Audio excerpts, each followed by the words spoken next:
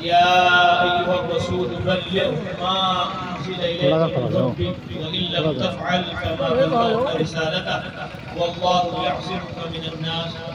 وقال النبي صلى الله عليه وسلم خيركم من تعلم القرآن وعلمه أو كما قال عليه الصلاة والسلام.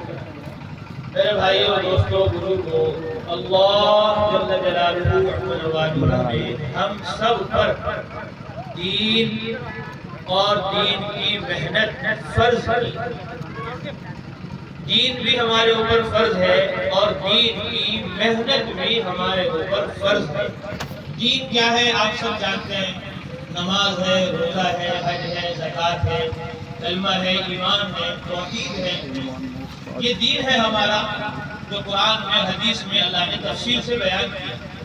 یہ ہم پر فرض ہے کہ ہم اللہ کا ہر حکم پورا کریں، اس کے نبی حضرت محمد مصطفیٰ صلی اللہ علیہ وسلم کے ہر طریقے ہر سنت کو اپنی زندگی میں داخل کریں.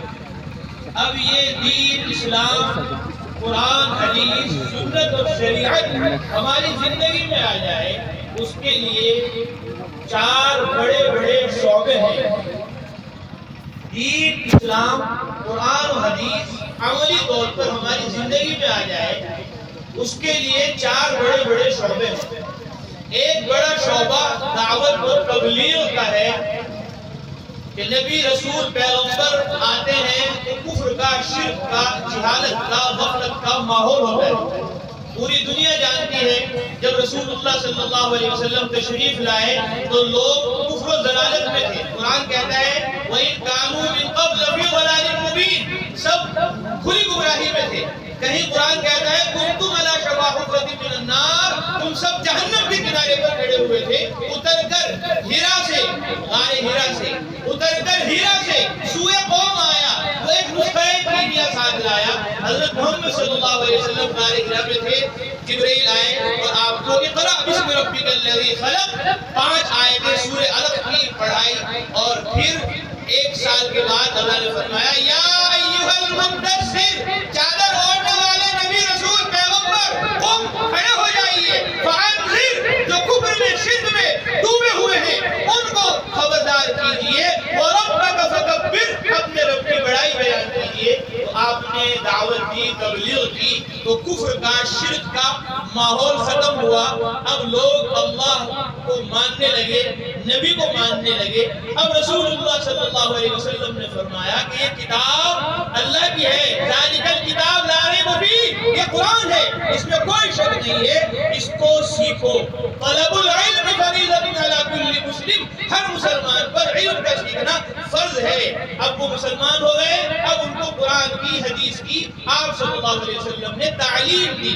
تو یہ دوسرا شعبہ ہے. پہلا شعبہ دعوت و تبلیغ اور دوسرا شعبہ تعلیم و تدریس کہ جو مسلمان ہو گئے، ایمان میں داخل ہو گئے، اب ان کو قرآن سکھاؤ، اب ان کو حدیث سکھاؤ.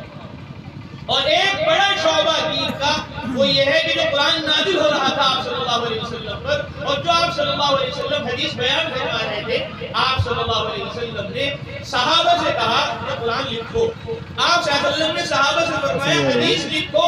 والذی نفس محمد بیدہ، اس ذات کی قسم جس کے قبضے میں محمد کی جان ہے، ما یخرج منہ الا الحق، اس زبان سے حق کے علاوہ کچھ نہیں نکلتا. قرآن بھی حق ہے اور نبی کا کلام بھی حق ہے. قرآن بھی لکھو، حدیث بھی لکھو. تو صحابہ نے قرآن لکھا، حدیث بھی لکھی. اس کو کہتے ہیں تصنیف و تالیف، کتابوں کا لکھنا. تو صحابہ نے قرآن بھی لکھا، حدیث بھی لکھی. تو یہ 3 شعبے ہو گئے. اور چوتھا شعبہ ہے تزکیہ و احسان، جس کو ہم تصوف کہتے ہیں، یا آج کے زمانے میں ہم اس کو خانقاہ کہتے ہیں.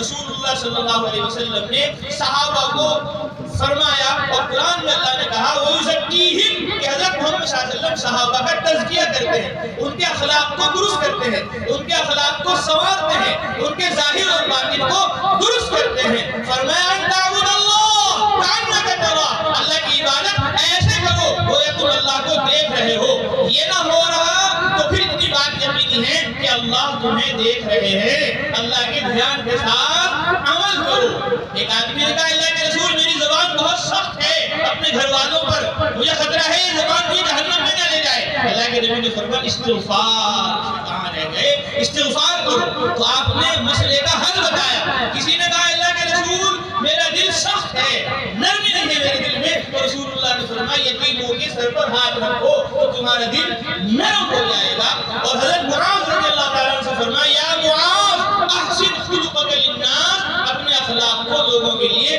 درست کرو۔ اور بخاری شریف کی پہلی حدیث ہے انما الاعمال بالنیات، یہ اعمال کا دار و مدار نیت پر ہے۔